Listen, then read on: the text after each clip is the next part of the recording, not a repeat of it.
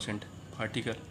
अगर सॉइल की प्रॉपर्टी में ये बात है कि रिगेन कर ले रहे हैं तो उस रिगेन की प्रॉपर्टी को कहेंगे थिक्सोट्रॉपी। सॉइल अपनी शियर स्ट्रेंथ अगर लूज़ कर रहा है मोल्ड के थ्रू और उसको ग्राउंड में फ्रीली छोड़ने के बाद वापस से अगर वो अपनी प्रॉपर्टी को रिगेन कर ले रहा है, ठीक है, जो भी उसकी प्रॉपर्टी लूज़ हुई थी अगर वो रिगेन कर ले रहा है तो उसको थिक्सोट्रॉपी कहते हैं। थिक्सोट्रॉपी इसलिए ज़रूरी है क्योंकि ये कई बार गेट में पिछले बहुत पहले जो गेट के पेपर बनते थे उसमें 2000 के पहले वाले उसमें सवाल डायरेक्ट पूछा है, डायरेक्ट कि थिक्सोट्रॉपी होती है, और एक स्टेटमेंट लिख 4 स्टेटमेंट लिख के उसमें पूछा कि कौन सा सही स्टेटमेंट है। तो आपको एकदम डायरेक्ट याद रखना चाहिए कि गेन ऑफ शियर स्ट्रेंथ या gain of strength in a soil is thixotropy.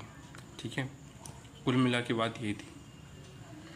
बाकी थिक्सोट्रॉपी की कोई रेंज नहीं होती है, ठीक है, अगर होती भी है तो उतना हम लोग को ज़रूरत नहीं है, ठीक है, क्योंकि हमारे जो ज़रूरत थी वो सेंसिटिविटी की ज़रूरत थी और एक्टिविटी की। अभी नीचे हम लोग जो एक्टिविटी पढ़ने वाले हैं ये बहुत इंपॉर्टेंट एक्टिविटी, तो बिल्कुल मतलब मोस्ट इम्पॉर्टेंट टॉपिक है, मोस्ट के मोस्ट। तो एक्टिविटी हम पढ़ने जा रहे हैं ठीक है। एक्टिविटी में मेनली हम लोग ये जानेंगे कि जो सॉइल का श्रिंकेज और स्वेलिंग कैपेसिटी जो हम लोग पढ़े थे उसमें श्रिंकेज लिमिट में या श्रिंकेज इंडेक्स में श्रिंकेज और स्वेलिंग वाला प्रॉपर्टी जो था उसमें जो यूज़ होता वो एक्टिविटी यूज़ होती है। एक्टिविटी को डिफाइन किसने किया था? स्कैम्पटन ने।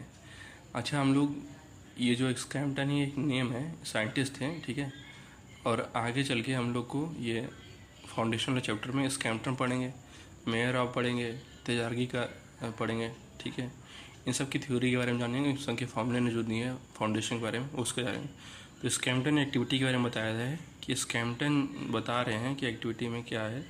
तो उन्होंने डिफाइन किया कि अगर कोई सॉइल स्वेलिंग और श्रिंकेज, ठीक है, हो और उसके साथ कंप्रेसिबिलिटी हो तो उसके उसका जो नेचर है वह हाईली एक्टिव है कि लो एक्टिव है कि बहुत ज़्यादा एक्टिव है ही नहीं कि बिल्कुल एकदम डेड हो चुका है।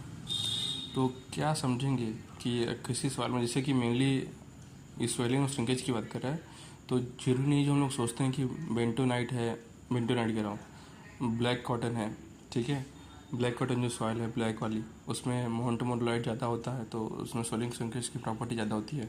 सिर्फ वही सॉइल नहीं, हर सॉइल में कि स्वेलिंग श्रिंकेज के बाद या कंप्रेसिबिलिटी के बाद क्या चेंज होता है, क्या मेजर चेंज होता है, वो एक्टिविटी में हम जानेंगे। तो एक्टिविटी की मेनली जो